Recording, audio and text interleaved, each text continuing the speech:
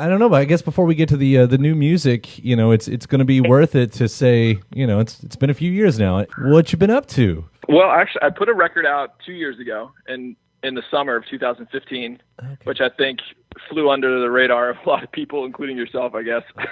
Apologies. But it's all good. But since then, I've been busy sort of away from music and more just absorbed with like life moments. So I got married and my wife is pregnant and we bought a house. And so just a lot of really sort of amazing life stuff happening that sort of took me away from the music focus for the time being. But I've been working as well as sort of in the meantime and I have a new record, probably I would say 70% there. So I'm looking to get that out hopefully in the fall. Man, it sounds like that you've definitely been busy.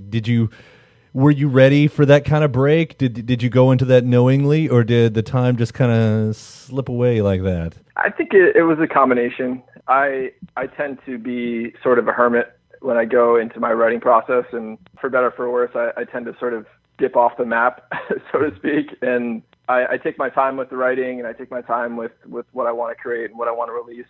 So I think it was definitely a conscious thing where I knew that I wanted to come back when I was ready and not rush it, because the pace of music right now is pretty intense with people releasing content pretty frequently. So I think you said it in another interview, or maybe it was online, Facebook or what, but you said you want to release more music and feel freer as you're talking about that. I do. Yeah. So I made some sort of decisions with my own career as far as leaving my record label and sort of pursuing an independent release future for myself, where, it's more pressure on my shoulders, but it also gives me the freedom to release at my own pace and, put out my vision and exactly how I see it. That's sort of my goal going down the line. And also I want to be more present and release more stuff and not be so focused on album to album, even though I think I view myself as an album type artist. Mm-hmm. I think the climate has changed. It's always changing, as you know, with music and the pace of things, and whether it's trying to keep a single out every couple months or whatever. I just want to. I have so much music that I'm sitting on. It's sort of ridiculous, That's exciting for us. Yeah, yeah. You mentioned, being able to see through your own vision, everything. Is that something that you had to deal with in the label game with other people trying to direct your vision? I mean, not so much. I don't want to put forth that sort of perspective on my music that it was being adjusted for a certain audience, but I think there is a certain level of expectation as far as, how many, tickets are you going to sell, or how many records are you going to sell, or are you going to get on the right playlist or this or that. And I think all those things are important to, think about, but for me, it tends to inhibit the sort of creative process for me, where I'm thinking about, is this poppy enough, or does this have where's the hook, or what's the arrangement here? And if it feels good to me, I think that should be any artist's focus, is if it satisfies something within yourself, don't overthink it and don't allow too many voices to sort of sway you in a different direction.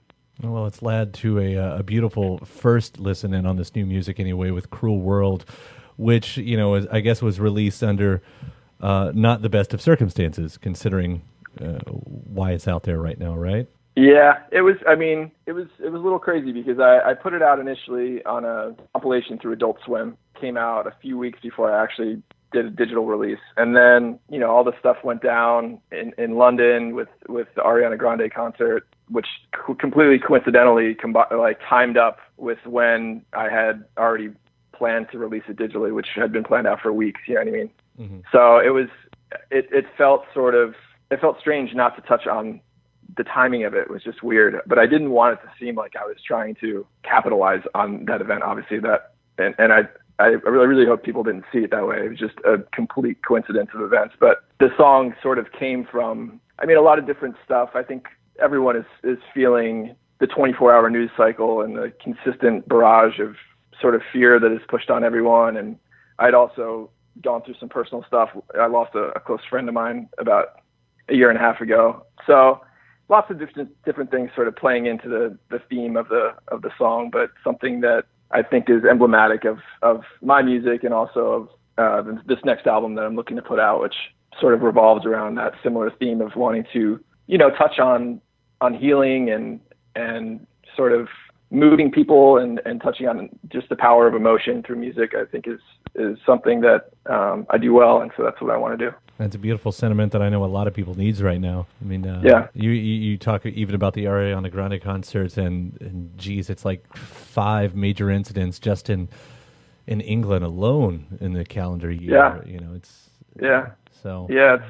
it's intense. I think for everyone, even if you're not really even connected to it in any personal way, it's really, I think it's taxing for everyone emotionally. It's like there's consistent trauma for all of us on different levels. So yeah. Well, I do love the way you've kind of filtered that through this song. It's a beautiful song. Thank you. Thanks, Kyle. And if that's emblematic of the rest of the record, then I cannot wait to hear it, which is sort of true anyway.